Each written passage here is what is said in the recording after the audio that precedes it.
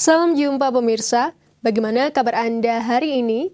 Saya Riza Hairunisa, selama 24 menit ke depan akan kembali menemani Anda, menyaksikan program Daai Mata Hati, menghadirkan beragam liputan tentang nilai-nilai kehidupan, mengajak pemirsa untuk memaknai kehidupan dan melihat sekitar kita dengan mata hati. Berikut kisah-kisah menarik yang akan kami sajikan untuk hari ini. Festival Kampung Sehat 2012.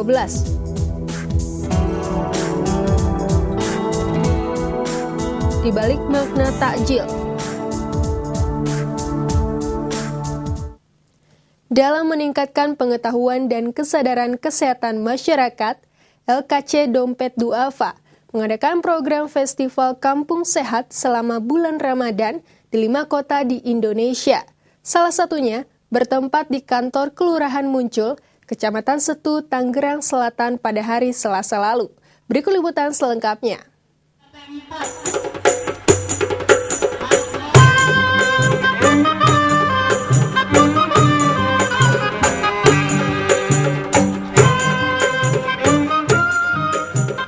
Bulan Ramadan adalah bulan yang penuh hikmah.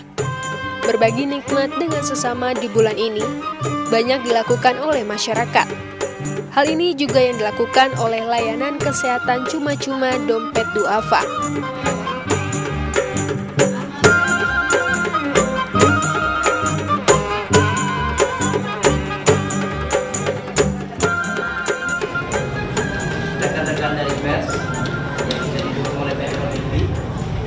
Festival Kampung Sehat merupakan salah satu bentuk kegiatan paket Ramadan Sehat Dompet Duafa tahun ini.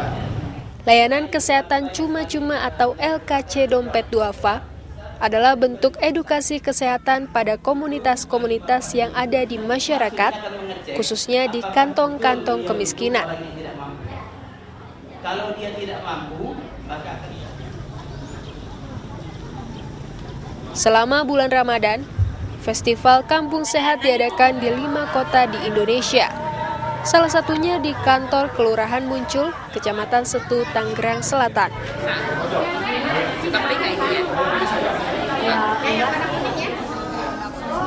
Iya, jadi sebenarnya kalau festival Kampung Sehat ini rangkaian, Mbak, dari pagi sampai sore sampai buka puasa. Pagi kita awali dengan, kalau di sini di Kampung Setu, ya di Kecamatan Setu ini kita dengan senam massal, kemudian diikuti dengan baksos, pelayanan kesehatan. Lalu kita juga memberikan tanaman obat kepada warga yang fungsinya adalah bagaimana mereka juga memberi perhatian terhadap lingkungan, tapi tanaman yang dipakai memang bermanfaat buat mengobati penyakit-penyakit mereka. Kemudian juga kita berikan bingkisan kepada mereka berupa alat-alat kebersihan, supaya mereka juga lebih memperhatikan kebersihan pribadinya.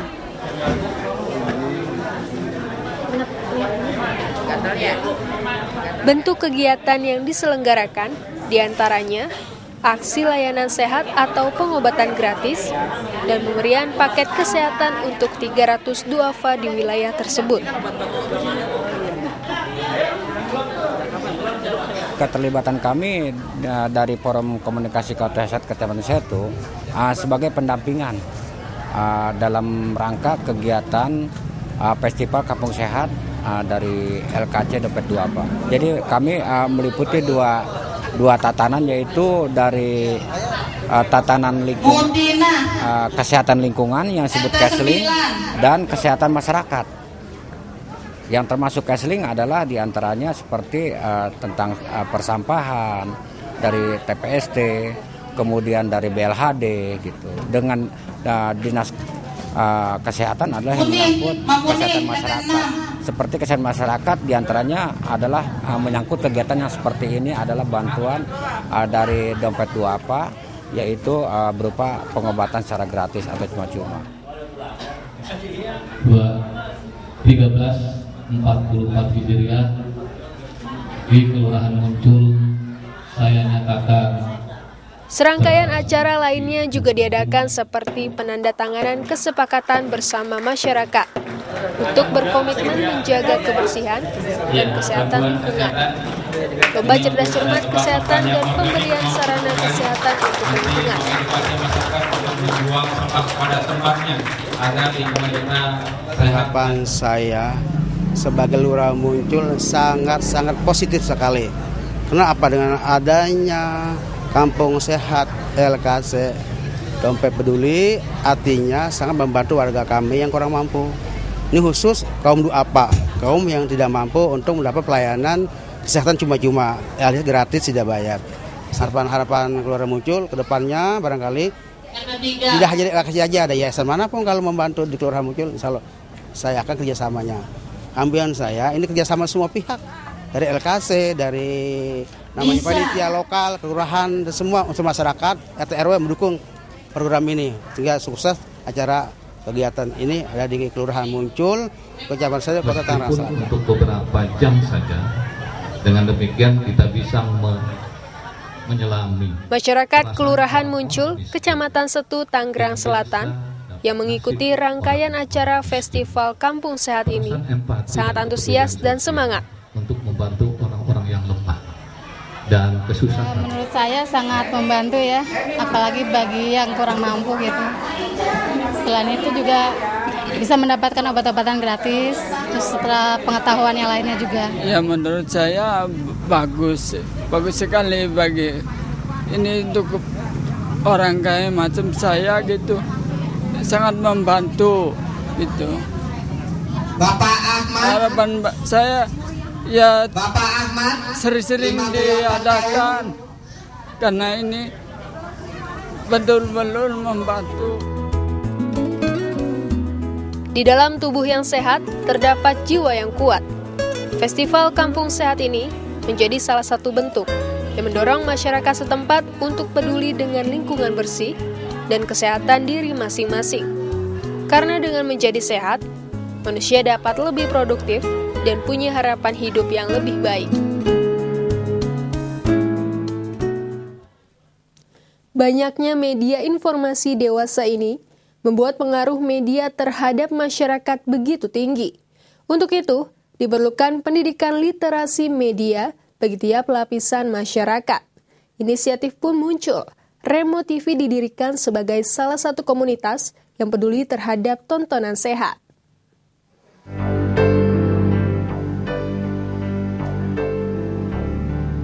Tak bisa dipungkiri bahwa arus informasi menjadi lebih cepat dewasa ini. Terpaan media terhadap masyarakat menjadi lebih tinggi.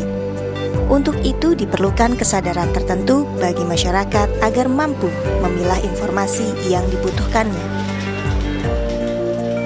Saat ini, masyarakat diminta untuk lebih awas dengan menanamkan literasi media dalam benak mereka. Literasi media sendiri diartikan sebagai kemampuan seseorang dalam memilah tidak hanya informasi, tetapi juga media yang digunakan. Literasi media adalah kemampuan orang dalam memilah, mengorganisir, kemudian mengklasifikasi informasi-informasi yang dia terima dari media, sehingga dia akhirnya bisa memanfaatkan media itu secara maksimal untuk kepentingan dirinya. Literasi media menjadi penting karena mampu membentuk kritisisme masyarakat, sehingga mampu menjadi halayak yang aktif baik dari segi penggunaan media maupun konsumsi informasi. Ketika berbicara tentang literasi media, di sini ada kaitan dengan konteks informasi, kemudian ada konteks media, dalam hal ini adalah pemakaian, penggunaan media, dan akhirnya bagaimana akhirnya maksimalisasi manfaat dari informasi dan media ini akhirnya membentuk juga opini, membentuk juga sikap, membentuk juga cara nilai mereka dalam memahami realitas. Remo TV menjadi salah satu komunitas yang peduli kepada pendidikan literasi media bagi masyarakat, terutama anak muda. Komunitas ini menggunakan medium seminar, workshop, dan tulisan untuk memberi ruang kepada publik agar dapat bersuara dan memberikan opininya seputar tayangan televisi yang dikonsumsinya. Kegiatan tersebut ditujukan untuk beberapa kalangan agar dapat saling bertukar pandangan dan gagasan, demi menghadirkan tayangan yang sehat bagi publik. Tulisan-tulisan yang kami hadirkan di website itu memang terutama kami tujukan ke akademisi dan regulator, termasuk juga para teman-teman pekerja televisi, agar kita bisa saling belajar, bertukar gagasan, karena perlunya mempertemukan gagasan ini kan sebagai media evaluasi buat stasiun televisi juga dalam memperbaiki tayangannya begitu. Kelompok ini dinilai mampu membantu tidak hanya membangkitkan kesadaran kritis masyarakat, tetapi juga menyalurkan opini sebagai respon mereka terhadap konten media yang dikonsumsi. Yang sejauh saya pahami, kelompok Remo TV itu kan mau mencoba untuk melakukan, selain melakukan advokasi, dia juga melakukan edukasi kepada masyarakat. KPI punya program literasi media, tapi KPI jelas tidak bisa sendirian melakukannya. Karena itu setiap ada lembaga di luar sana, di publik, kelompok manapun itu, ada komunitas, kelompok sosial kemasyarakatan, kelompok keagamaan, LSM atau kelompok manapun atau bahkan dari kampus misalnya, kami sangat berterima kasih. Respon itu umumnya ditunjukkan melalui kajian dan tulisan yang dipublikasikan melalui website Remo TV. Selain mengkaji dan mengkritisi, apresiasi terhadap tayangan tertentu juga diberikan melalui kolom rekomendasi tayangan TV. Tayangan rekomendasi bulanan kami baru ada semenjak Januari 2012. Justru kami ingin menjadi mitra, kami menjadi teman belajar, kami ingin menjadi teman diskusi dari teman-teman pekerja televisi. Maka itu di samping kami juga memberikan kajian atau kritik terhadap tayangan televisi, kami juga ingin mengapresiasi teman-teman televisi yang dengan kesungguhannya, dengan karyanya untuk melayani masyarakat melalui tayangan-tayangan televisi. Jadi kami ingin berimbang dalam hal itu. Menghadirkan konten media yang sehat memang tidak mudah. Untuk itu, literasi media tidak hanya harus dimiliki oleh masyarakat sebagai konsumen informasi, tetapi juga para pelaku media agar dapat memberikan tayangan yang bermanfaat bagi publik. Kota Semarang tidak hanya terkenal dengan kuliner atau bangunan kunonya yang eksotis. Ciri khas Semarang yang lain adalah batik Semarangan. Warna cerah dengan corak flora dan fauna mendominasi desain batik khas Semarangan ini. Seperti apa geliat industri batik di Semarang yang berada di sentra kampung batik ini? Berikut liputan tim Mata Hati dari Semarang, Jawa Tengah.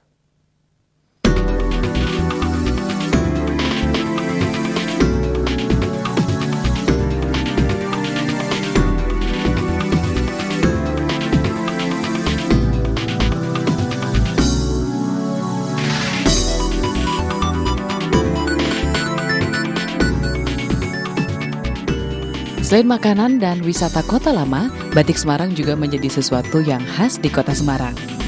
Namun batik Semarang kurang populer di kota ini. Kurang tenarnya batik khas Semarang tidak terlepas dari perjalanan sejarah ketika tahun 1942 kampung batik mengalami kebakaran hebat. Sehingga warga kampung batik yang hampir semuanya berprofesi sebagai pembatik ini mengungsi dan pindah ke tempat lain. Saat ini, industri batik Semarang mulai menggeliat di kampung batik Gedong Bubakan Semarang yang dahulu terbakar. Tahun 2006, pemerintah kota Semarang mencoba membangkitkan kembali kejayaan batik khas Semarang dengan membina masyarakat sekitarnya melalui berbagai pelatihan pemasaran hingga melibatkan dalam berbagai pameran di Semarang dan kota-kota lain di Indonesia. Melalui pembinaan ini, kini setidaknya ada 5 industri batik di kampung batik dengan melibatkan pekerja sekitar 100 orang.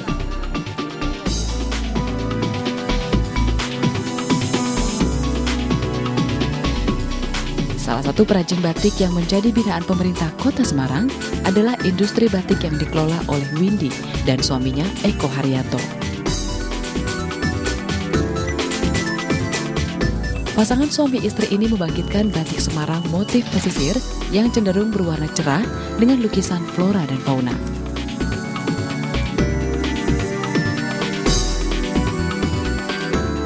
Sedangkan kalau Semarang itu warna-warna cerah. Nah, Nah, kebetulan Semarang itu karena pengaruh budaya Cina, jadi warna-warnanya cenderung warna merah, biru, atau ungu seperti ini. Ini motif Semarang lama yang kita repro lagi. Nah, biasanya kalau orang zaman dulu itu kita sering gambarnya motifnya itu motif kupu. Jadi orang Cina itu kalau dulu memakai sesuatu itu yang mengandung unsur atau filosofi yang bagus, salah satunya kupu ini. Nah, motif ini dulu yang bikin namanya Tan Kong Tin, orang Cina, dia bikin batik Semarangan, dia seringnya bikin motif kupu ini. Tahun 2006, pasangan ini memulai usaha batik khas Semarang dengan para pekerja yang berasal dari warga setempat dan anak-anak putus sekolah di lingkungannya.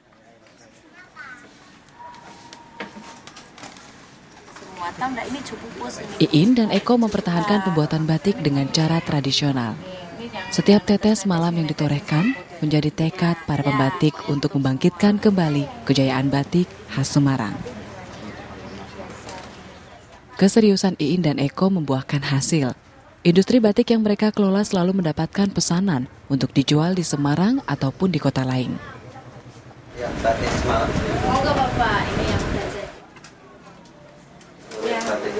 Para penggemar batik selain dapat melihat cara pembuatan batik, juga dapat membeli batik di tempat Iin dan Eko. Harganya mulai dari puluhan ribu hingga jutaan rupiah. Semakin sulit motif yang dibuat, semakin mahal harganya.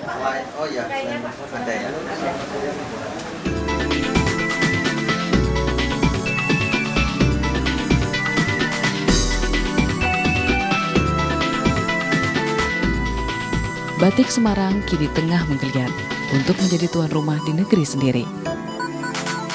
Semangat masyarakat Semarang untuk memajukan batik Semarang setidaknya bisa memberikan nuansa baru perkembangan batik Nusantara yang kini telah diakui sebagai warisan budaya dunia.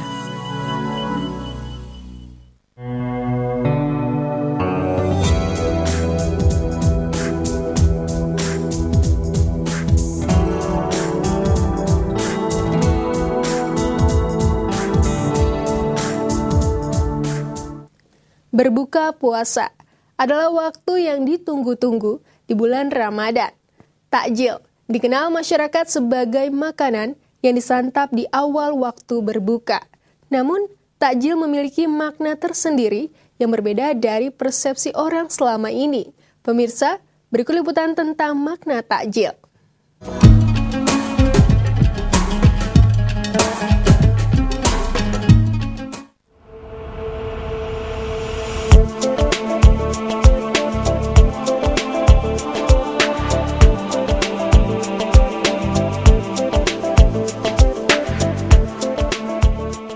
Kemacetan dan kesibukan kerja terkadang membuat umat muslim yang sedang menjalankan puasa tak sempat berbuka di rumah.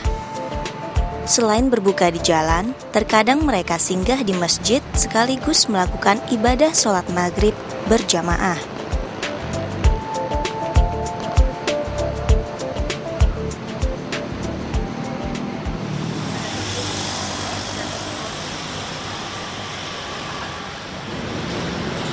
Sudah menjadi kebiasaan pula bagi setiap masjid untuk menyediakan hidangan berbuka puasa ala kadarnya. Bagi siapa saja yang singgah ataupun sengaja datang ke masjid.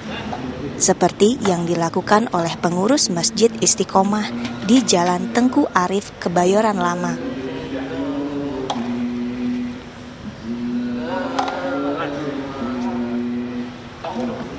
Kurma dan teh manis hangat tersaji sebagai makanan pembuka, selain 120 kotak nasi yang dipesan dari dana yang diperoleh dari donatur.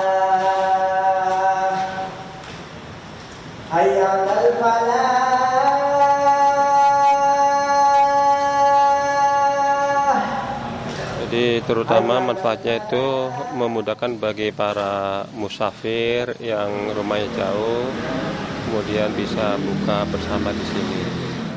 Karena dengan adanya ini kan kita sebagai perantara antara dermawan dengan ya jamaah sini ya. Si dermawan juga dapat manfaat, tentunya dapat pahala yang berlipat ganda. Sajian berbuka puasa ini sangat membantu bagi masyarakat yang tidak sempat berbuka puasa di rumah karena masih dalam perjalanan.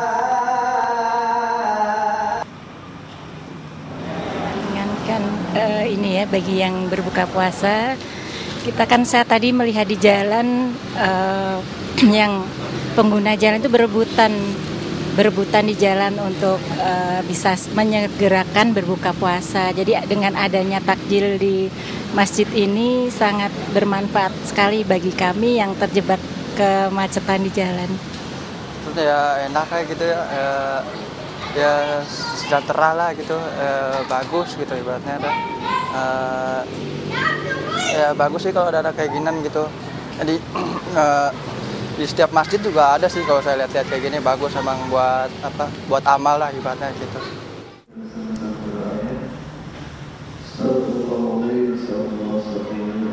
Selain mendapatkan sajian berbuka puasa, para jemaah juga bisa menjalankan ibadah sembari menambah pengetahuan agama dengan mendengarkan tausiah.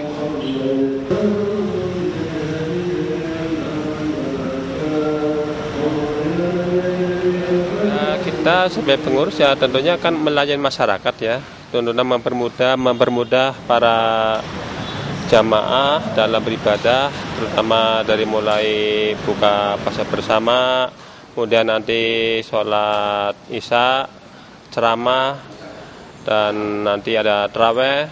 Di samping itu memberikan suatu pencerahan nilai agama.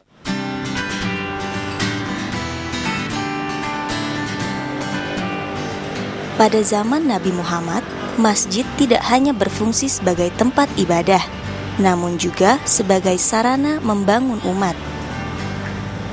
Saat ini, peran masjid seolah tenggelam dalam hingar-bingar perubahan sosial masyarakatnya. Bulan Ramadan bisa menjadi momen untuk kembali meramaikan masjid, seperti takjil yang juga bermakna untuk membangun kepedulian antar sesama bagi yang mampu dan yang membutuhkan.